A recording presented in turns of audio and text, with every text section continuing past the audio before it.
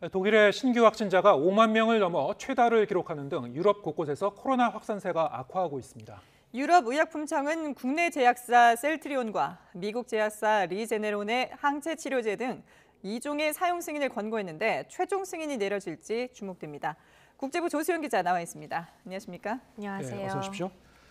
네, 어제도 저희가 전해드렸습니다만 독일 상황이 하여튼 심상치가 않아요. 연일 네. 그런데 코로나 환자가 지금 팬데믹 발생 후 가장 빠른 속도로 계속 늘어나고 있는 거죠? 네, 맞습니다. 독일의 신규 확진자가요, 지난 하룻밤 사이 무려 10,000명이나 증가했습니다. 현지 시각 10일 하루 동안 5만 196명이 추가로 확진됐는데요. 코로나19 대유행 이후 가장 많은 수치입니다. 일주일 전보다는 16,000명, 그리고 하루 전보다는 10,000명 넘게 불어난 겁니다. 최근 일주일간 독일 인구 10만 명당 누적 확진자 수를 보면요.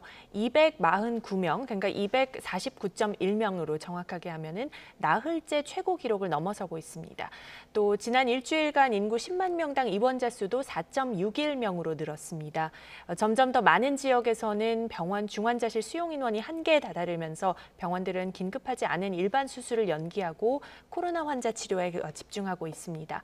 중환자들이 많다 보니까 사망자도 늘고 있습니다. 10일 하루 신규 사망자 수는 235명에 달했습니다.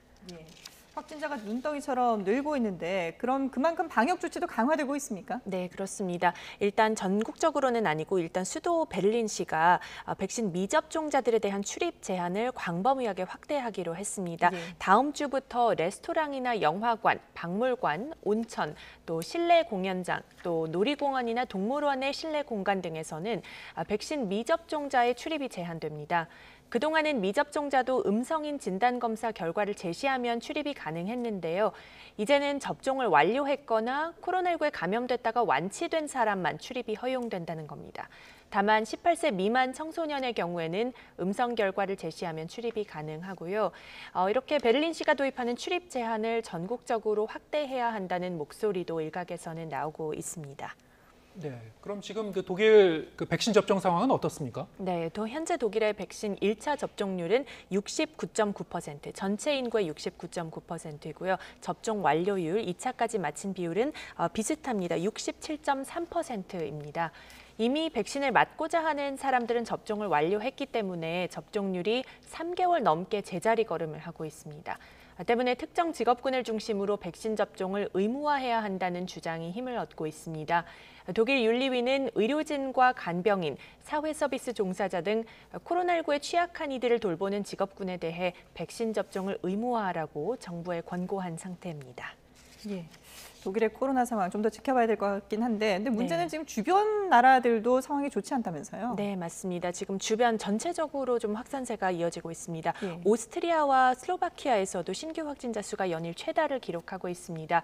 오스트리아의 경우에는 신규 확진자가 11,400명으로 집계됐고요. 슬로바키아는 7,000명을 넘어섰습니다.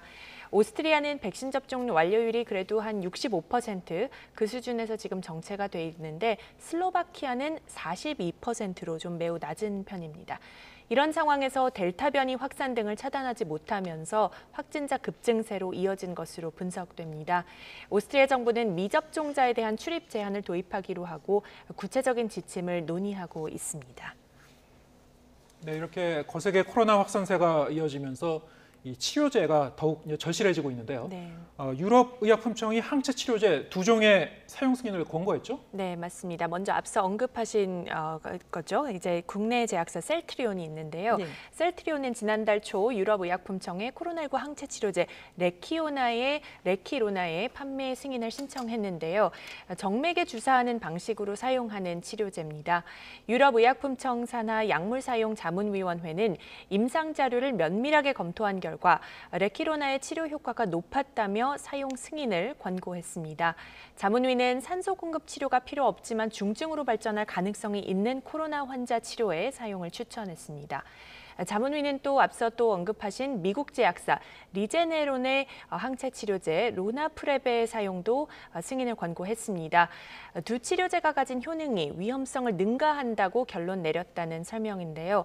이번 권고안 자체는 이제 구속력이 없기 때문에 최종 승인을 위해서 유럽연합 EU 집행위원회에 보내질 예정입니다. 지금까지 유럽에서는 미국 제약사 길리어드 사이언스의 렘데시비르가 유일하게 승인이 됐습니다.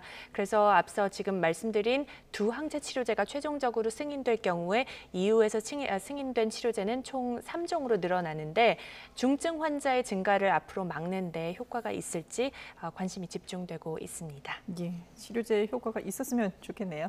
네, 지금까지 국제부 조소연 기자와 함께했습니다. 잘 들었습니다.